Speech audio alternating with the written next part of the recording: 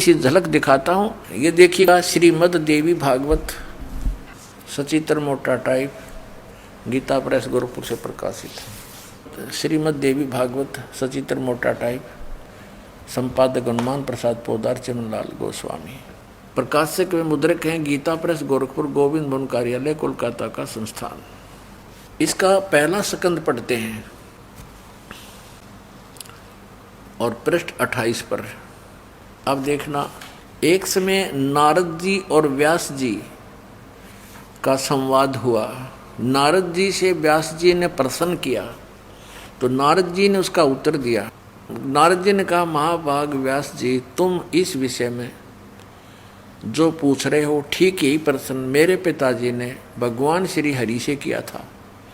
देवा अधिदेव भगवान जगत के स्वामी हैं। लक्ष्मी जी उनकी सेवा में उपस्थित रहती हैं। दिव्य कौस्तुमणि उनकी शोभा बढ़ाती है। वे शंख चक्र गदा लिए रहते हैं, पीताम्बर धारण करते हैं, 4 भुजाएं। वे चराचर जगत के आश्रयदाता हैं। ये विष्णु जी की महिमा कर रहे हैं। नारद जी के ब्रह्मा जी ने बताई थी। जगत गुरु एवं देवताओं के भी देवता हैं। ऐसे जगत प्रभु भगवान श्री हरि महान तप कर रहे थे। उनकी समाधि लगी थी। यह देखकर मेरे पिता ब्रह्मा जी को बड़ा आश्चर्य हुआ।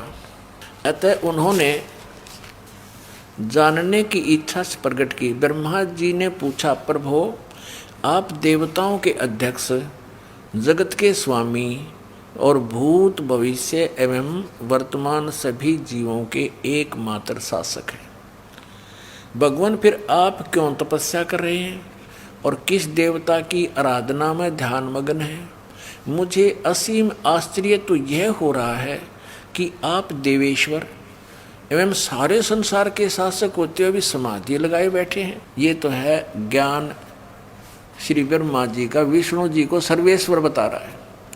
ब्रह्मा जी के विनीत वचन सुनकर भगवान श्री हरि यानी विष्णु जी बोले। फिर श्री हरि कहने लगे, ब्रह्मन सावधान होकर सुनो, मैं अपने मन का विचार व्यक्त करता हूँ। देवता, दानव और मानव सब यही जानते हैं कि तुम सृष्टि करते हो, मैं पालन करता हूँ और संकर संहार किया करते हैं।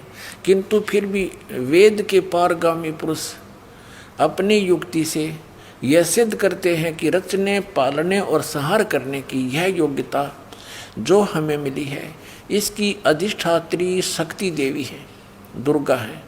वे कहते हैं कि संसार की सृष्टि करने के लिए तुम में राजसी शक्ति का संचार हुआ है, यानी ब्रह्मा जी रजगुण और मुझे सात्विक शक्ति मिली है, विष्णु जी सतगुण।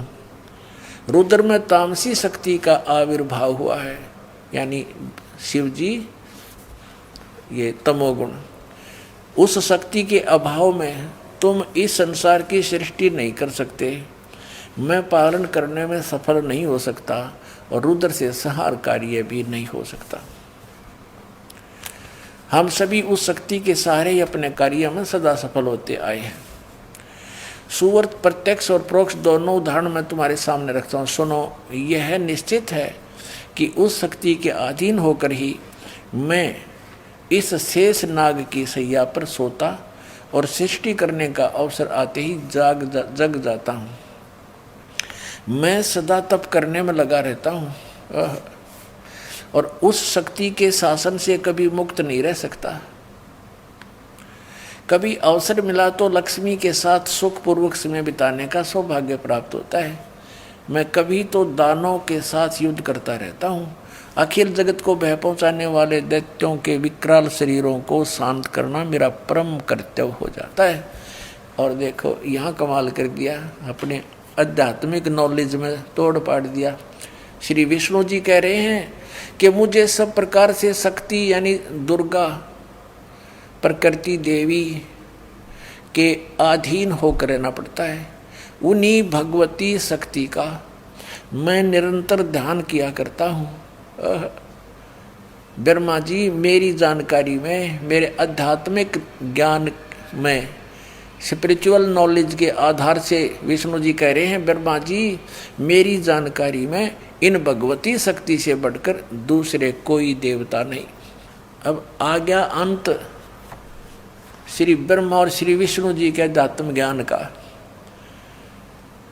ब्रह्मा जी तो विष्णु जी को सर्वेश्वर बता रहे हैं, सब देवों के मालिक, सारे जगत के स्वामी, आश्रयदाता, और ये कह रहे हैं कि मैं तो दुर्गा के अधीन रहता हूँ, उसी का तप करता हूँ, उसी का ध्यान करता हूँ, उसी की पूजा करता हूँ, और मेरी जानकारी में, मेरे अध्यात्म ज्ञान में जितना मुझे ज्ञान है,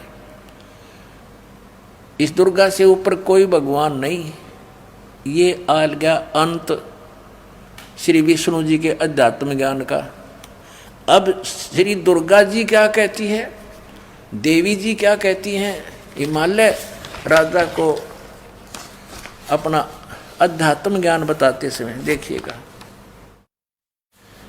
7वां स्कंद और ये 562 पृष्ठ पे, ये 562 पृष्ठ। देवी के द्वारा हिमालय को ज्ञानोपदेश और ब्रह्म स्वरूप का वर्णन। पहले तो इसने अपने विषय में कुछ जानकारी दी है, लेकिन वो उसके विषय में कह दिया ये भी कंप्लीट नहीं है। श्री देवी जी कहने लगी, पर्वतराज उस ब्रह्म का क्या स्वरूप है यह बतलाया जाता है, जो प्रकाश रूप सबके अत्यंत समीप में स्थित हृदय रूप गुहा में स्थित होने के कारण गुहाचर नाम से प्रसिद्ध और महान पद अर्थात परम प्राप्य है।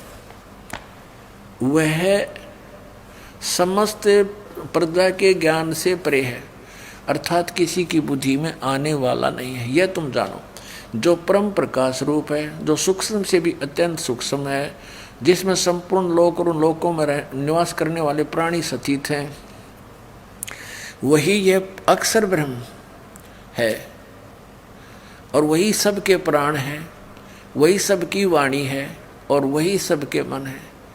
अब देखो दुर्गा की उआ बाई ये यहाँ तक कह रही है वो अक्षर ब्रह्म है, आगे फिर कहेगी केवल ब्रह्म है, वही सबके मन है, वह परम सत्य, और वह यह परम सत्य और अमृत अविनाशी तत्व है।